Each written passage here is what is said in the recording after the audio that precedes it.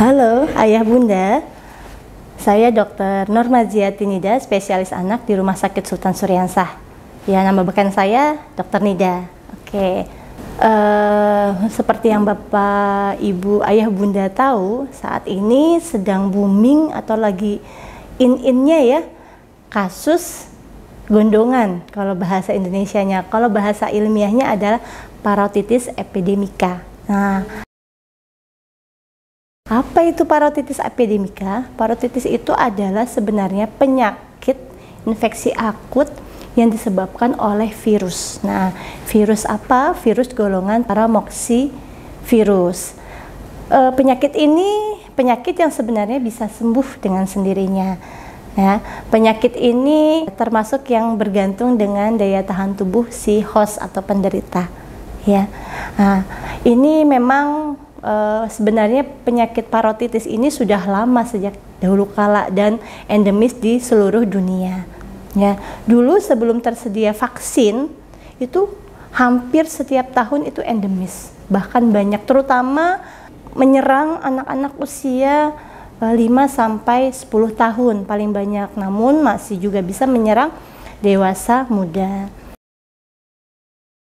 Penata laksanaannya ya, kasus dengan gondongan kalau bahasa Banjar ya atau bahasa Indonesia, kalau bahasa ilmiahnya parotitis itu sebenarnya simpel. Istirahat yang cukup, kemudian makan makanan yang bergizi, minumannya ya yang cukup ya, yang higienis, yang sehat. Nah itu.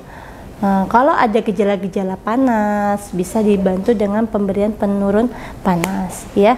Kalau ada gejala-gejala yang mengarah misalnya muntah-muntah dan sebagainya, sulit makan, nah itu perlu pertolongan dokter. Jadi apakah perlu rawat inap ataukah cukup rawat jalan?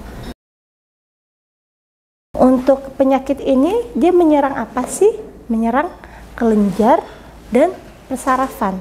Ya, nah, jadi gejalanya apa? Gejala yang paling sering awal-awalnya demam, kemudian sakit otot-ototnya terutama di leher, ya. Kemudian lagi bahkan lemes gitu. Kemudian diikuti oleh pembengkakan, biasanya di daerah bawah telinga.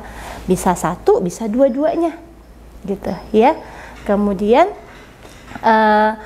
biasanya ketika mulai bengkak itu akan terasa nyeri, terutama ketika dipakai untuk mengunyah atau mengkonsumsi makanan atau minuman yang asam. Ya.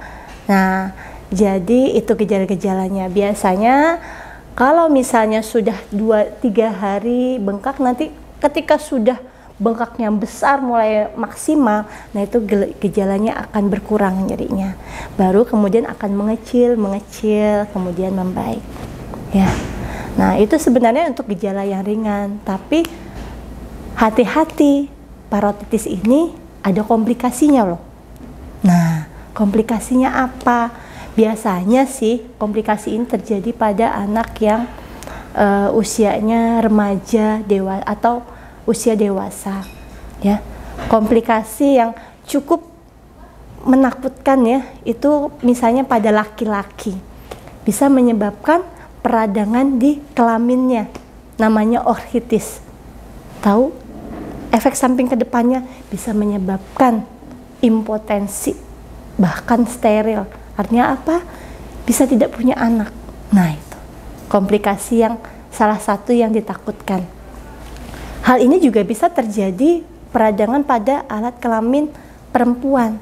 Tapi dari penelitian ilmiah, alhamdulillah, kalau peradangan pada perempuan tidak menimbulkan sterilisasi atau bahasanya tidak bisa punya anak, itu jarang kalau pada perempuan. Nah, komplikasi lain apa? Nah, komplikasi lain adalah yang juga sangat ditakutkan adalah bisa menimbulkan infeksi di otak. Makanya salah satu yang diserangnya adalah saraf.